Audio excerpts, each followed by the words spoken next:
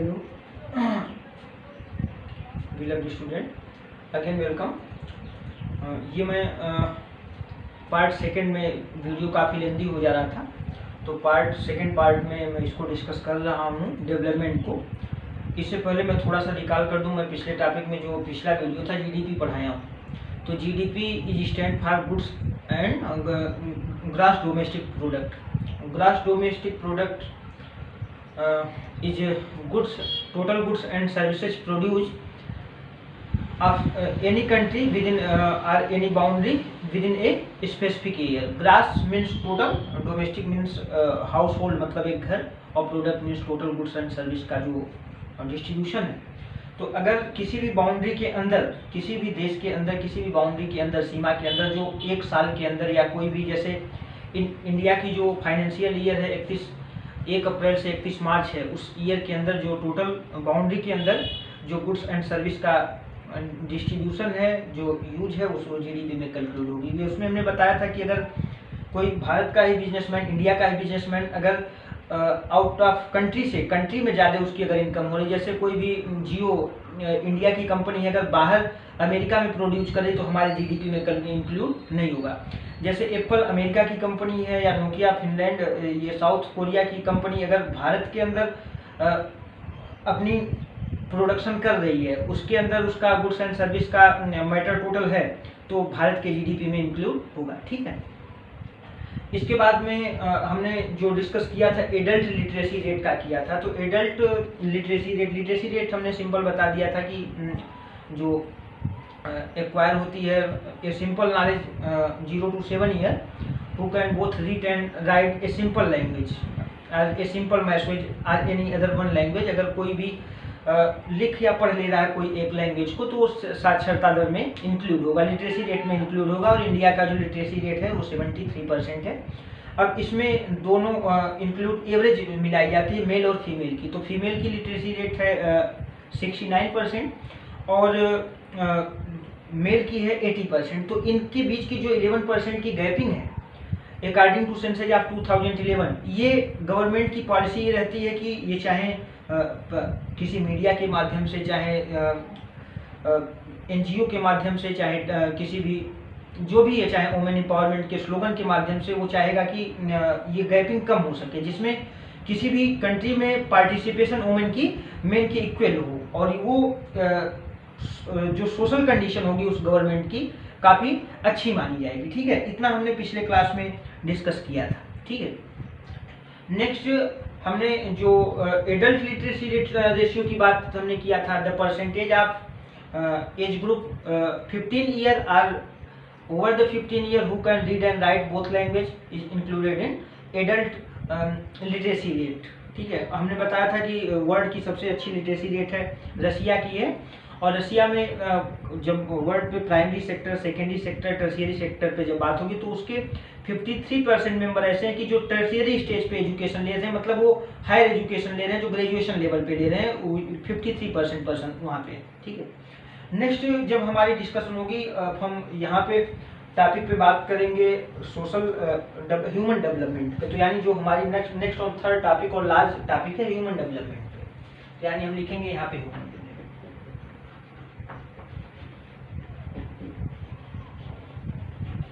Human development में हमको poverty पढ़नी है। नेक्स्ट एचडीआई पढ़ना है। सिंपल एक है maternal morality rate,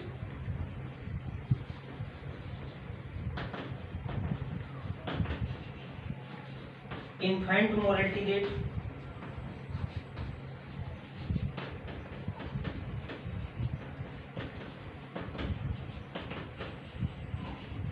body mass index,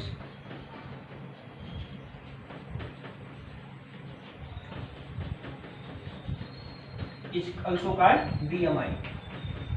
next life expectancy,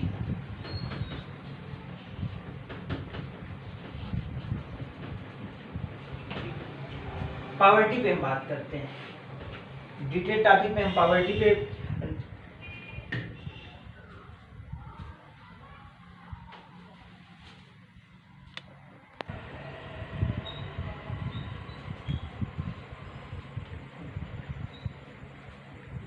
poverty पे हम बात कर रहे थे dear student.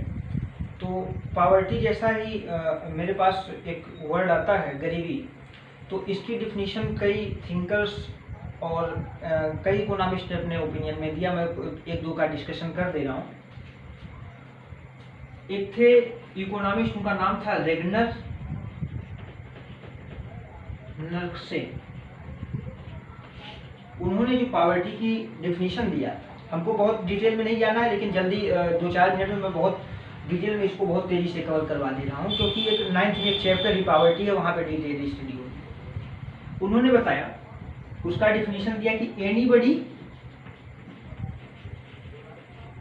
Is poor because he is poor. एक ऐसा व्यक्ति गरीब इसलिए है क्योंकि वह गरीब है। इनका जो अगर हिंदी मीनिंग देखेंगे, कोई व्यक्ति गरीबी इसलिए है क्योंकि वह गरीब है। अभी मैं इसका मीनिंग समझा रहा हूँ। Anybody is poor because he is poor, मतलब गरीब इसलिए है क्योंकि वह गरीब है। इसका मतलब समझिए, जैसे कोई पर्सन गरीब है, आपके लोकल लैंड एरिया में सर्वाइव कर रहा है, उसके पास अगर वो पर्सन एजुकेशन से डिप्राइव्ड है, समाज में देखिए उसके पास उसकी जो आने वाली जनरेशन होगी वो अच्छे से रह नहीं सकता, अपने बच्चों को एजुकेशन नहीं दे सकता, सोशल अवेयरनेस नहीं है कि हम जो है कैसे अपने बच्चों को पढ़ाएं या अपनी लेवल कैसे है मैं बढ़ाऊं। तो जो जितने गरीब रहेगा वो आने वाली वो गरीबी के कारण जो रिसोर्सेज हैं उसको कंज्यूम नहीं कर सकता, उसको परचेज नहीं कर सकता, और आने वाली जो टाइम होगा उसमें भी वो गरीब रहेगा। मतलब जो गरीब है वो गरीब ही बना रहेगा।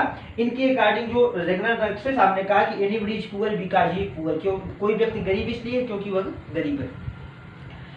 एग्जाम्पल हमने छोटा सा दे दिया कि एक गरीब पर्सन है, उसके पास फूड सिक्योरिटी नहीं है, भोजन नहीं है, और उसके आने वाली जो जनरेशन है, बच्चे हैं, अच्छा एजुकेशन नहीं ले पाएंगे। जब अच्छा एजुकेशन नहीं ले पाएंगे तो वो भी अपनी क्वालिटी नहीं दिखा पाएंगे, और वो भी क्या रहेंगे, गरीब ही रहेंगे। उनके पास न तो हेल्थ एश्योरेंस रहेगी, ना तो सिक्योरिटी रहेगी। दूसरे शब्दों में हम कहें कि जो पावर्टी होती है, poverty is a social and economical condition. दूसरी अगर मैं पावर्टी के बारे में डिफाइन करूं, poverty is social as well as economical condition.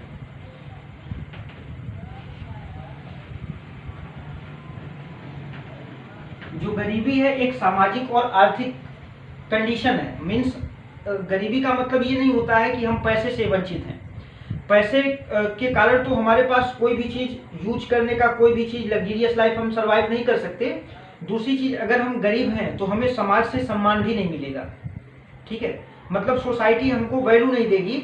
जैसे गांव में अगर आपका कोई पर्सन गरीब है तो उसको आप देखते होंगे, मतलब लोग उसको एक इक्वलिटी के निगाह से नहीं देखेंगे। जो रिच पर्सन रहेंगे उसको इक्वलिटी से पर्सन से नहीं देखेंगे। मीन्स वो अगर गरीब है तो एक तरह से वो फाइनेंशियली डिस्टर्ब है, कि मतलब वो कोई चीज खरीद नहीं सकता, और समाज में भी उसकी वैल्यू डाउन है। तो समाज में जो उसकी वैल्यू डाउन है, सोसाइटी में, वो सोशल कंडीशन कही जाएगी। तो poverty is a social as well as economical condition. दूसरी चीज जो हंगर आप समझते हैं, ये भूखमरी जो आप लोगों के नाम में आया, ये गरीबी से भी वर्स्ट कंडीशन है। मतलब भूखमरी को हम गरीबी से नहीं जोड़ सकते हैं। भूखमरी जो हंगर होती है, ये मतलब आपको भोजन मिल ही नहीं रहा है, मतलब इसको आप गरीबी का जो एकदम लोवेस्ट कंडीशन होती है वो आपकी होती है हंगर, मतलब भूखमरी, हंगर से जिसकी डेथ होती है। ठीक है, तो वो गरीबी की भी एकदम न्यूनतम जो लिमिट होती है, लो लेवल होती है, उसको हम कहेंगे हंगर कहेंगे। तो आप वो गरीबी की भी बैड स्टेज है। ठीक है, एक हमारे यहाँ की जो इकोनॉमिस्ट हुए, नोबेल प्राइज भी पा चुके हैं इंडियन में और इकोनॉमिक्स के फील्ड में, भारतीय अर्थशास्त्र इंडियन इकोनॉमिक्स के क्षेत्र में पा गए। उनका नाम आप लोग जानते हो कि 2003 में अमर्त्य सेन, एक्सपेक्टेशन 2003 में या 2 एक ईयर इधर उधर हो सकता है। अमर्त्य सेन ने जो डिफिनीशन दिया, ठीक है, इंडियन इकोनॉमी के इस समय के करंटली बहुत अच्छे जो है फेस हैं, तो उन्होंने अपना चेहरा दिया कि इन एबिलिटी ऑफ कैपेबिलिटीज, जो उन्होंने पॉवर्टी की डिफिनीशन दिया, इन एबिलिटीज ऑफ कैपेबिलिटीज, मतलब कि अयोग्यता है, हमारी जो पोटेंशियल है वो अयोग्यता है, मतलब हम कोई भी चीज़ काम नहीं कर पा रहे, अपने आप को कहीं पे शो नहीं कर पा रहे, जो हमारी अंदर की पोटेंशियल है वो कहीं पे हम मतलब उसका यूज नहीं कर पा रहे, तो ये भी एक तरह से एक गरीबी है। ठीक है, ये अमर्त्य सेन का डिफिनीशन है, ये आप लोग नोट कर सकते हैं। ये रेगनर नर्से हैं और ये इनएबिलिटीज और ये social as well as economical condition. ठीक है, अब कुछ ऐसे मेजरमेंट हैं, जैसे इस समय जो वर्ल्ड बैंक ने पॉवर्टी की लाइन डिफाइन किया है,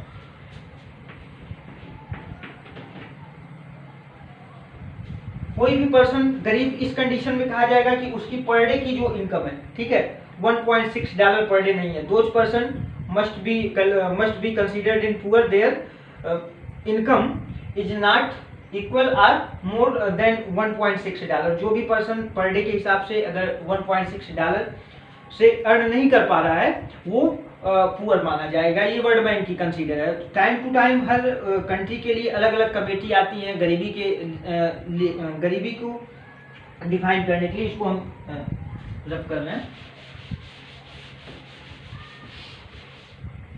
ठीक है। यहाँ पे जो है सबसे पहले इन 1879 में सबसे पहले जो भारत में कैलकुलेशन हुई दादा भाई नौरोजी ने किया है। ये काफ़ी इंपॉर्टेंट क्वेश्चन है।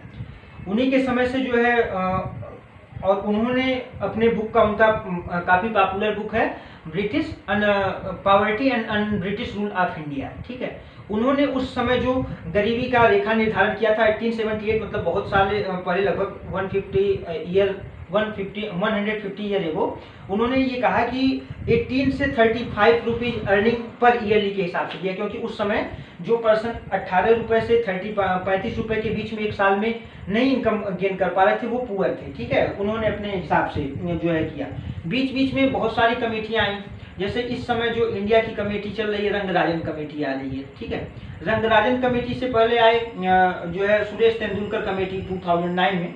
उन्होंने ये बताया कि अगर रूरल एरिया के लिए, ठीक है, रूरल एरिया के लिए अगर 27 रुपीज पर डे एक्सपेंडिचर नहीं है, मतलब हमारी व्यय नहीं है, ठीक है, चाहे हम कहीं पे भी, और 33 रुपीज फॉर अर्बन एरिया, अगर शहर के लिए अगर 33 रुपए का कंजम्पशन, मतलब 33 रुपीज अगर हम नहीं एक्सपेंडिचर कर पा रहे हैं, ठीक है, और 27 हम रूरल एरिया के लिए नहीं कर पा रहे हैं, हमारे पास 1 लाख रुपए पर डे की इनकम हो, वो बेस्ड कॉन्सेप्ट था एक्सपेंडिचर पे, व्यय के बेस पे था।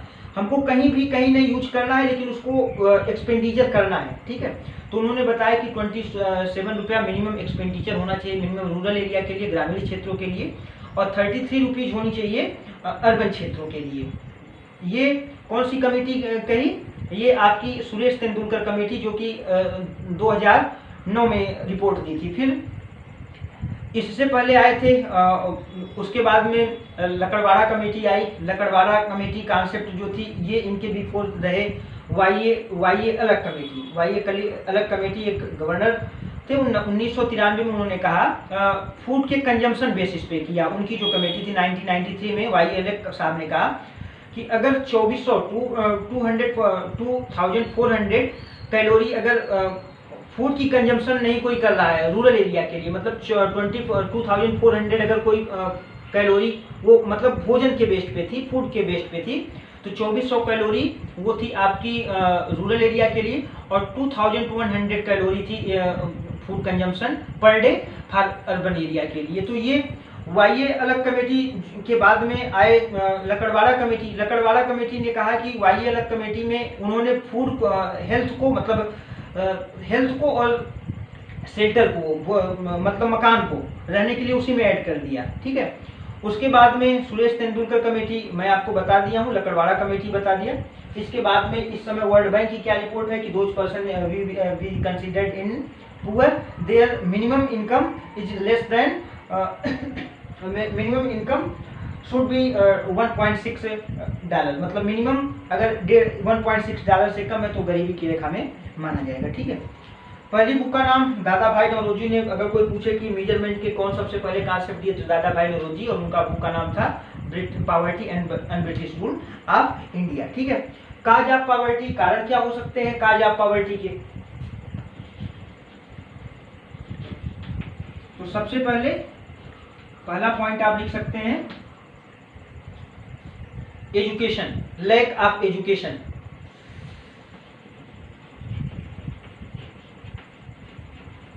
नॉलेज नहीं तो गरीबी बढ़ सकती है। दूसरा है फूड इनसिक्योरिटी,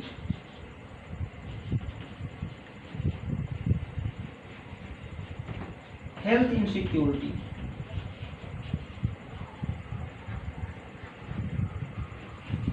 आपके हो गए काज ऑफ पॉवर्टी के, ठीक है। नेक्स्ट आता है poverty removal programme by government.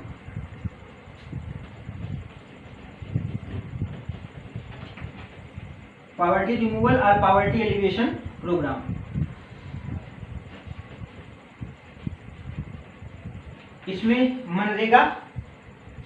MNREGA Mahatma Gandhi national rural जो ग्रामीण एक्ट है, ये आपकी मनरेगा एक पॉवर्टी रिमूवल एक प्रोग्राम है। जैसे मान लीजिए कि इस समय लोग आ रहे हैं कोरोना से अपने घर से, तो गवर्नमेंट ने कहा कि मनरेगा से काम चालू करके इनको किसी तरह से रोजगार दिया जाए, कोई एम्प्लॉयमेंट दिया जाए जिससे इनकी पॉवर्टी लाइन दूर, ठीक है।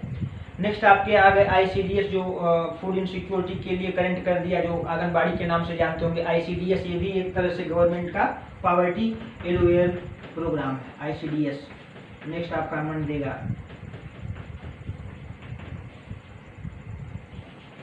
PMY प्रधानमंत्री आवास योजना, ठीक है। ये सब ऐसे प्रोग्राम है। सर्व शिक्षा अभियान की जिसकी गोल है 2000 में आई कि सभी स्टूडेंट जो है एजुकेशन ले, प्राइमरी और सेकेंडरी लेवल तक एजुकेशन फ्री ऑफ ऑल ले, ठीक है। ये आपकी एजुकेशन को प्रमोट करने के लिए भी एक तरह से गवर्नमेंट में ये पॉवर्टी रिमूवल प्रोग्राम में भी आएगा। इससे आप लोगों को कनेक्ट करना है, ठीक है। ये आपके हो गए।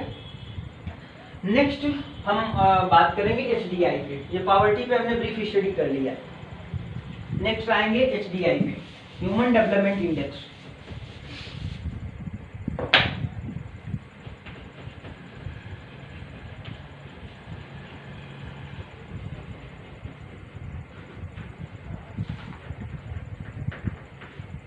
पाकिस्तान के एक इकोनॉमिस्ट थे महबूब उल हक साहब। महबूब उल हक साहब ने एक 189, इस समय करेंटली में 189 कंट्री हैं, उसकी एक कैलकुलेशन हर साल ईच एंड एवरी ईयर होती है उन्हीं के बेसिस पे। और इसके जो बेसिक पैरामीटर है मेजर करने के आपके हैं एजुकेशन, हेल्थ एंड हेल्थ हो गया। फिर उसके बाद में आपका हो जाएगा स्टेटस, मीन्स आपकी रहन सहन कैसी है। एजुकेशन, हेल्थ, स्टेटस, ये 3 चीज पैरामीटर की जाती है। इस 189 में जो 2020 की रिपोर्ट है, इंडिया की शुरू से ही पोजीशन काफी वर्स कंडीशन रही है। इस साल जो 2020 की रिपोर्ट रही है ये है 129, मतलब 189 देशों में 129वां रैंक इंडिया का है, जो कि बहुत वर्स कंडीशन कहा जाएगा, ठीक है। और इसी के हिसाब से कि जिस कंट्री, और Norway is the top most country for last few decade, मतलब नॉर्वे जो है इसमें सबसे अच्छे पोजीशन पे आ रहा है पिछले कुछ दशक से, 10 साल 12 साल से लगातार। अब दोनों का अंतर समझते हैं। जिस कंट्री में एजुकेशन अच्छे होंगे उस कंट्री की हेल्थ सिक्योरिटी जिसकी अच्छी होगी, जिसकी स्टेटस सिंबल मतलब रहन सहन जिसकी अच्छी होगी, ऑटोमेटिक उसका HDI काफी अच्छा होगा। और इसका इफेक्ट जो पड़ता है एक्सपेक्टेशन एज पे पड़ता है, लाइफ एक्सपेक्टेंसी पे पड़ता है। यहाँ का जो HDI का इम्पैक्ट पड़ता है लाइफ एक्सपेक्टेंसी पे पड़ता है, ठीक है। लाइफ एक्सपेक्टेंसी मतलब ये होता है कि average life of that country of person is likely to be life, मतलब कि उस कंट्री के लोग एवरेज लाइफ कितना सर्वाइव कर रहे हैं। The average life of a person of particular country there be likely to life, मतलब कि एवरेज लाइफ कितनी है। जैसे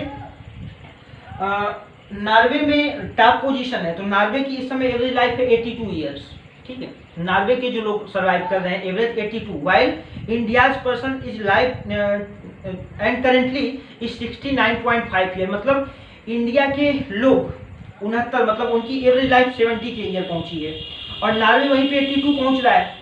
तो जैसे अगर कोई कहे कि ये ईश्वर की देन है, ये गॉड की देन है, तो अगर किसी भी देश की HDI काफी अच्छी पोजीशन में, तो वहाँ की एवरेज लाइफ भी अच्छा रहेगा, ठीक है।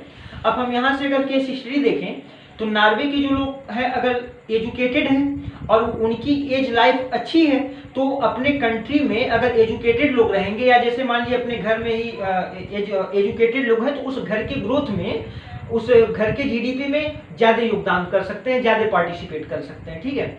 और इंडिया के लोगों से यानी अगर वो लोग 13 साल ज्यादा जी रहे हैं तो 13 साल अपने घर में योगदान वो ज्यादा दे सकते हैं।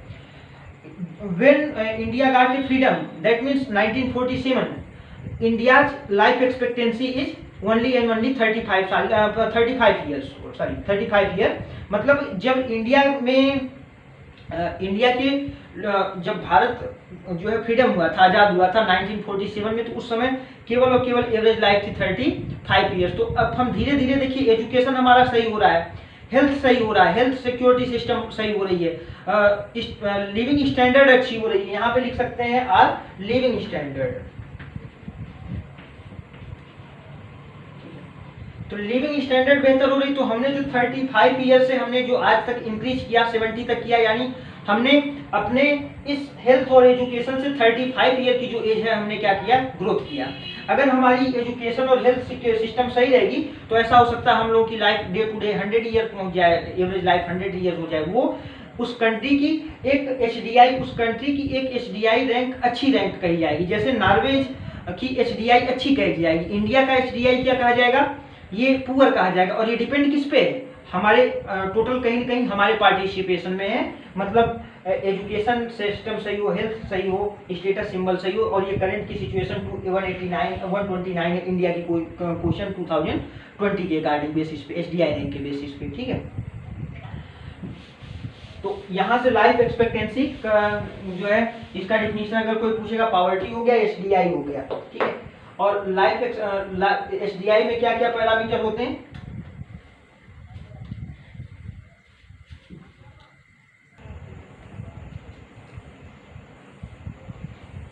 स्टूडेंट फिर से कंटिन्यू कर रहा हूँ, लाइट थोड़ी सी चली गई थी। टॉपिक हमारी उम्मीद शायद एचडीआई आप लोगों की खत्म हो गई थी, या फिर से भी जो छूटा उटा होगा भी मैं फिर से निकाल कर दूंगा पूरा। नेक्स्ट इसमें एक टॉपिक और जो ऐड करना है ये है सेक्स रेशियो, सेक्स कंपोजिशन और सेक्स रेशियो, ठीक है। तो अभी इस समय जो छूटा हुई है हमारा टॉपिक जो छूटा हुआ है, पॉवर्टी कवर हो गया, एचडीआई कवर हो गया, एचडीआई से आपका लाइफ एक्सपेक्टेंसी हो गया, एचडीआई में हमने ऐड कर दिया था। आपका है maternal mortality rate, infant mortality rate, body mass index, sex composition ratio. तो इसको मैं लिख दे रहा हूँ और समझा दे रहा हूँ, इसको आप लोग नोट करिए दफ्तर, और इसको मैं जल्दी से हेडिंग डालिए, सेक्स रेशियो।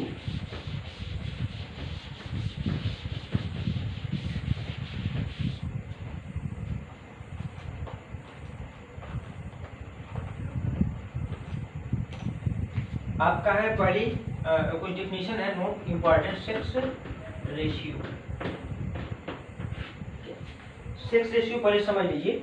सेक्स रेशियो जो आपका होगा ये कितने फीमेल कितने मेल पर है, मतलब number of female per 1000 of male per number of 1000 male, मतलब जिसे लिंगानुपात कहेंगे। आपको ये पता है कि according to 2011 census 943 of India sex ratio, मतलब 943% जो सेक्स रेशियो, मतलब इवन कहने का सेंस ये है कि 1000% पे मेल पर 943 फीमेल्स हैं, ठीक है। और जस्ट इंडिया की बात हम करें रैंकिंग कंपोजिशन की, तो Kerala is top most where 1084 female per 1000%, मतलब वहाँ पे फीमेल की संख्या ज़्यादा है। Females in Kerala females is more than number of mails. और अगर स्टेट की मैं बात करूँ सबसे लिस्ट, तो हरियाणा है। हरियाणा में मेल्स की संख्या फीमेल के कंपेयर में बहुत अधिक है, अप्रोक्सीमेटली 834 समथिंग है, ठीक है। अब यहाँ पे लिखेंगे the number of female per 1000% of mail. Formula calculate करेंगे तो CR sex ratio is equal to होगा number of female upon number of males into 1000।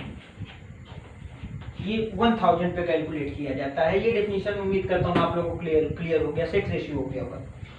Next आपकी हेडिंग डाल लीजिए body mass index.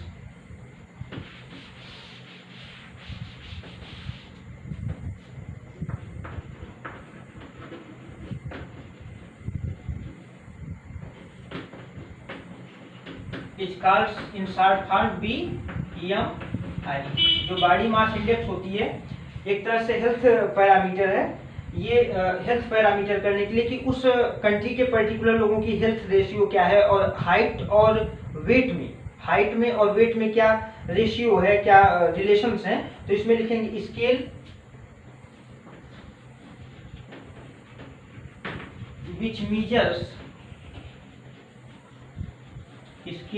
which measures relation between height and measures body's health and weight,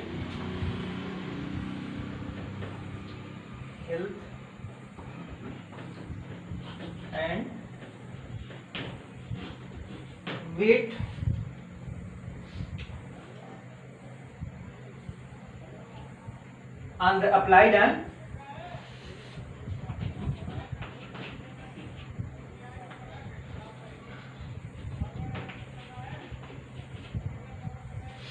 adult mails and females. ये represent ये करेगा कि उस country की खान पान कैसी है, कि हेल्थ, जैसे बहुत सारे बच्चे कहीं ऐसे तो नहीं है कि इनकी शारीरिक जो विकार हो रहे हैं, कहीं फिजिकली ये डिस्टर्ब हो रहे हैं, यानी उस कंट्री में एक्चुअल में न्यूट्रिएंट तो नहीं मिल पा रहे हैं। ठीक है, तो ये आपके आ जाएंगे बॉडी मास इंडेक्स में आ जाएंगे। नेक्स्ट हमारी जो है infant mortality rate, infant mortality rate next है, जिसे हिंदी में कहेंगे शिशु मातृ दर।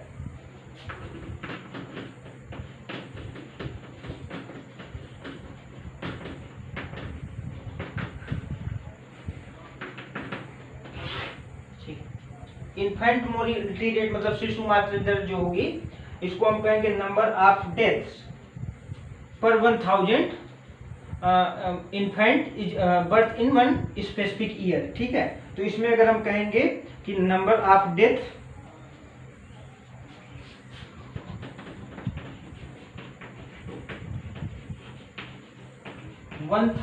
इन्फेंट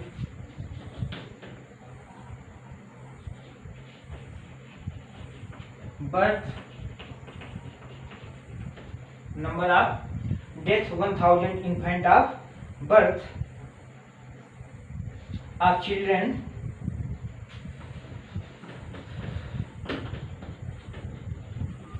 during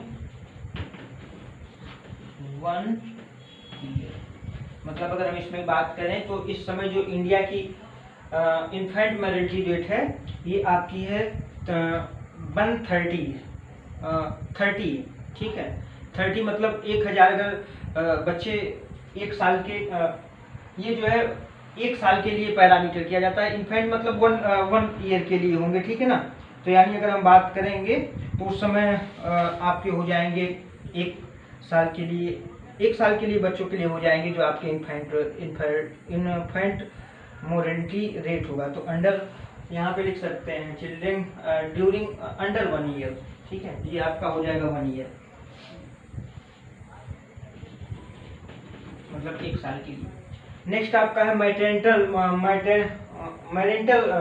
मोर्टेलिटी रेट मतलब मैटरनल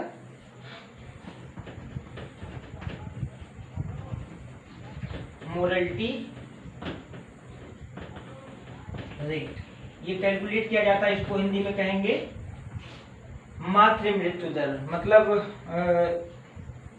और ये कैलकुलेट किया जाएगा 1 लाख जो है वोमेन्स पे किया जाता है। इसकी जो कैलकुलेशन 1000 पे नहीं होगी, इनकी तो इन्फेंट मोर्टेलिटी रेट की जो वैल्यू है ये 30 है, ये 1000 पे कैलकुलेट की जाएगी, और जो मैटरनल मोर्टेलिटी रेट है वो 1 लाख पे की जाएगी। तो इसका अगर डिफिनीशन अगर हमको लिखना होगा तो हम लिख सकते हैं maternal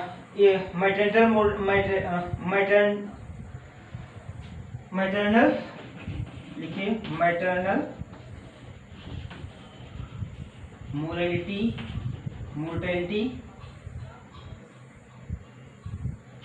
rate is the death of maternal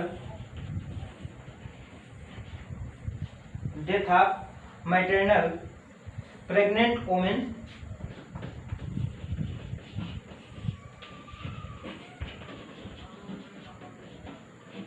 are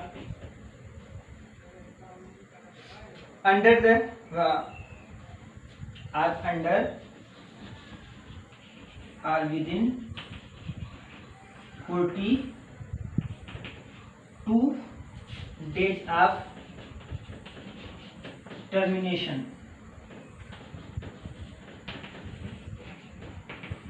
मतलब चिल्ड्रन होने के बाद में या ड्यूरिंग प्रेग्नेंट या जो है विद इन 40 डेज में जो है बर्थ देने के बाद चिल्ड्रन को अगर डेथ हो जा रही है किसी वुमेन की, तो मैटरनल मॉर्टेलिटी रेट में जो है ये इंक्लूड होगा, और ये 1000 पे 1 लाख पे कैलकुलेट किया जाएगा। और इस समय जो इंडिया की मैटरनल मोर्टेलिटी रेट है 130, और डे टू डे इसको क्या करना है, सरकार की पैरामीटर ये होगी कि इसको हम डे टू डे क्या करें, डिमिनिश करें, कम करें, मतलब 120 हो जाए, मिनिमम जितनी होगी वो कंडीशन उस कंट्री की अच्छी करी जाएगी। तो ये इस तरह से टॉपिक हमारी पूरी हो गई, और ये डेफिनेशन आप लोगों को लर्न करना है।